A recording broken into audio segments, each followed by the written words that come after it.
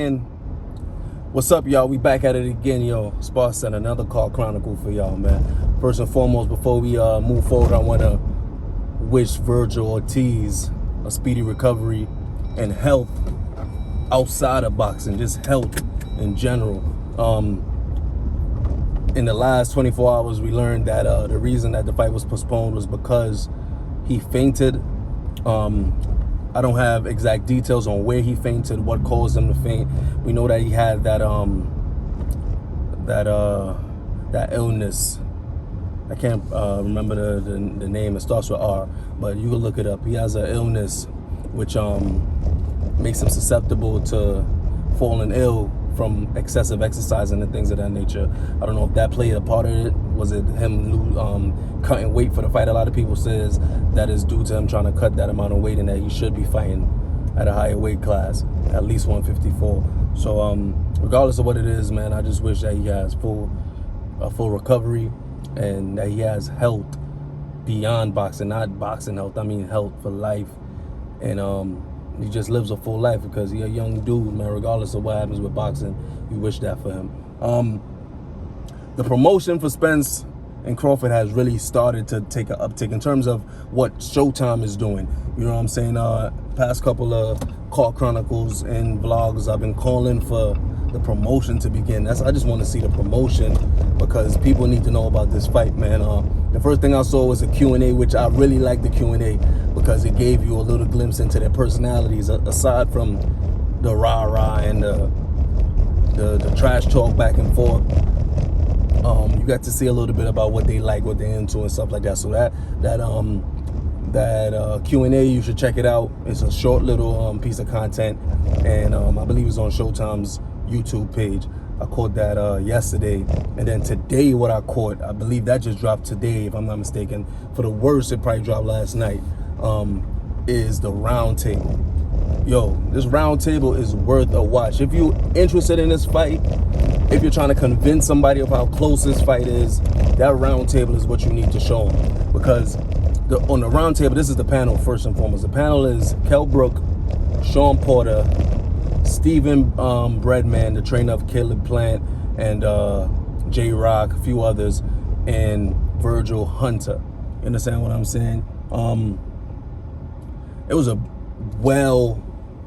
whoever made the decision. Of course, you can't go wrong with Sean and Kell because they fought both fighters in this fight. But to have Virgil up there and to have Stephen Breadman up there was like perfect. Their minds are just boxing minds, bro. There's so much things that, as a fan, someone who's even knowledgeable of boxing, you don't think about.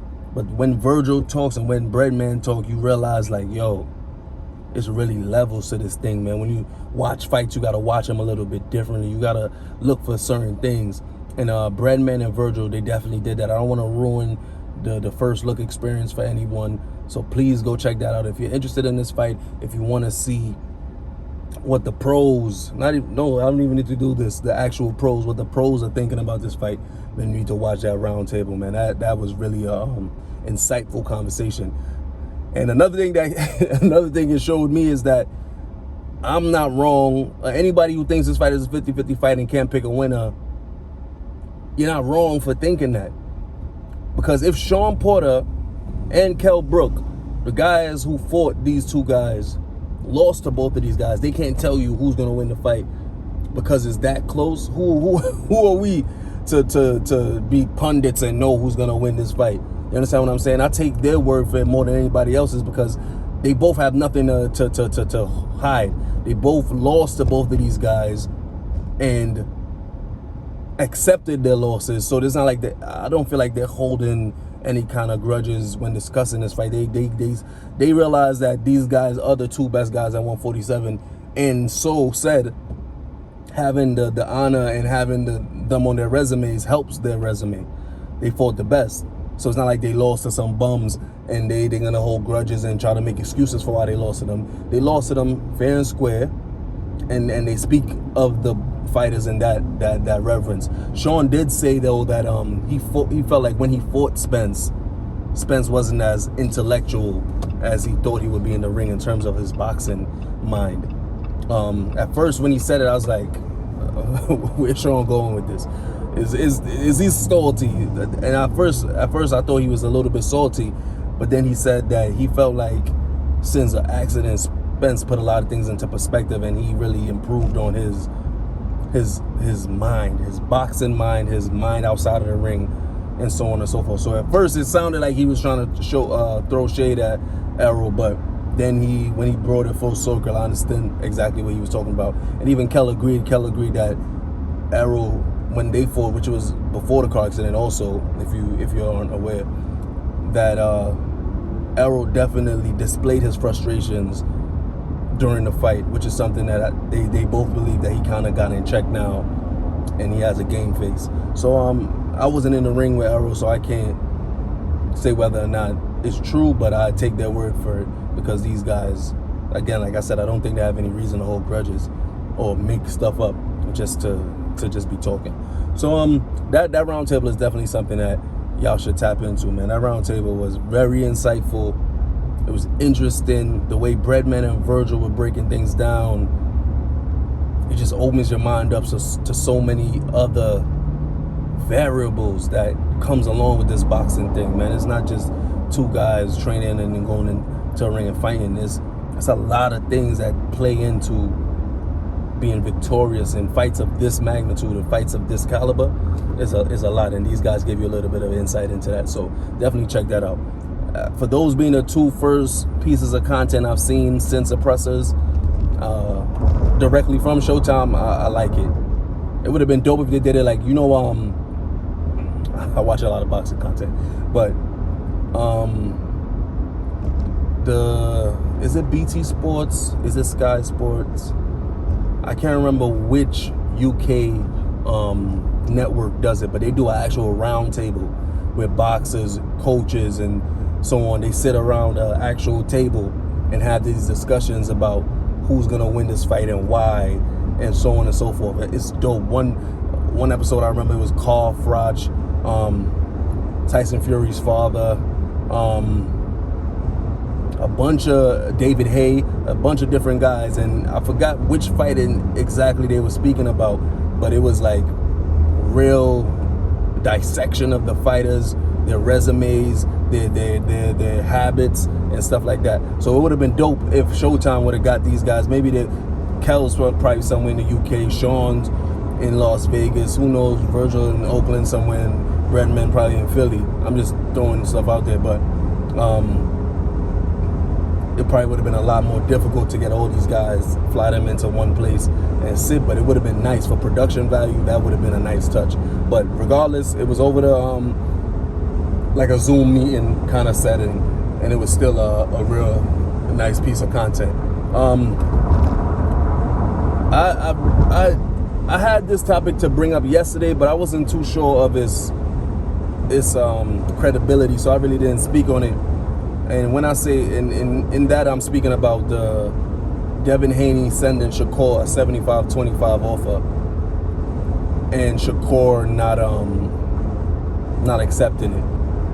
Is this true? Who knows? But if Shakur turned that down, there's a lot to question in whether or not Shakur really wants to fight Devin Haney, or if he really wants to skip all the leveling up stages and just becoming undisputed. I feel like regardless of what Devin Haney offers Shakur, he should take it, because every great fighter takes that fight where they don't make what the other fighter's making, but it's just a way for them to step up. Maybe Shakur doesn't see himself becoming a bigger star by defeating Devin Haney, or maybe he just isn't comfortable with the amount of money that they were offering him, but he has business people, shrewd business people, and tenured business people in his corner with Jay Prince and Bob Arum. So whatever the decision was, if that really was a real offer and that was his decision, I'm sure there's some concrete reasoning behind it. I just felt like you take it. Devin took chump change and a bad contract to go fight Kambosos twice in Australia.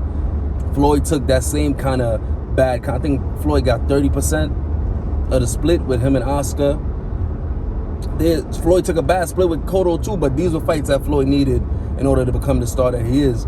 I feel like Shakur should have looked at it from that prism. Again, if this was an actual offer, because people make offers up, and if I don't see a contract, there's no way for me to validate it.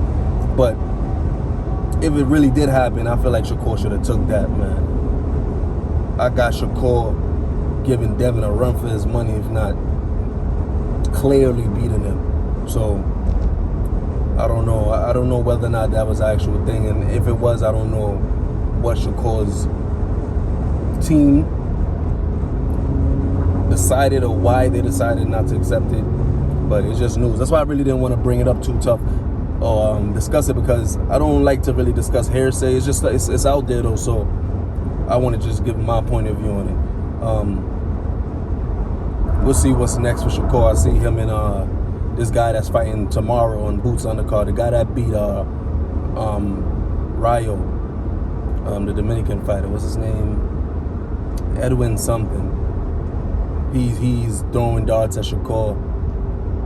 Like, that's what I'm saying. If you don't take the Devin Haney fight, who else at 135 do you fight to build your resume? You might as well go for the top dog. Get it done in one swoop. You understand what I'm saying? But he has to know why he made that decision and if it was the actual position that he was placed in. So don't want to talk too much about hearsay stuff. You know what I'm saying? But yeah, man, that's just the topics that that came to me today to discuss with you guys. Let me know what you think. Also, these were the topics that I didn't have 100% full clarity on yesterday, and figured that I'll wait till I get a little bit more information, like the Virgil situation, the Shakur situation. Even though I'm not 100% sure on this suspected offer, but yeah, boxing is hot right now, man. The ball just keep rolling. The ticker, something new pops up every day. I'm hearing now that there's an offer from Eddie Hearn and Regis now to Devin. If you Devin Haney, you take that offer, because you know it's hard for Devin to make 135. Tank's locked up, and there's no guarantee that Tank is coming straight out of jail to fight Devin. You know what I'm saying? So it's really up to Devin to make the right decision for him. I'm sure Eddie has a bag of money to throw at Devin to fight Regis, so you might as well go take it. And you can legitimize that, him leaving 135 and going straight to a champion, because he's undisputed at 135. So for him to leave 135 and go straight to a title shot at 140, it's justifiable. You know, it's happened before, so I can see that. So, hey man, these are the topics that are brewing right now. Apparently, Deontay Wilder and Anthony Joshua are locked in, based on Eddie Hearn's claims. They locked in for Saudi Arabia in December. So let's hope both of these guys win their August/summer matches. We spoke about Anthony Joshua and Dillian White yesterday. Still no official announcement for Deontay Wilder and Ruiz, but everyone feels like that's what Deontay is gonna do this summer, unless for some reason Ruiz doesn't want that fight. So yeah, boxing is rolling, man, and we rolling right along with that bad boy. You feel me? So yeah, Kosi for SparCenter, another one. I'll be back with y'all tomorrow. If anything pops off tonight, pops up tomorrow, I'll be back, and we gonna discuss it. SparCenter, let's get it.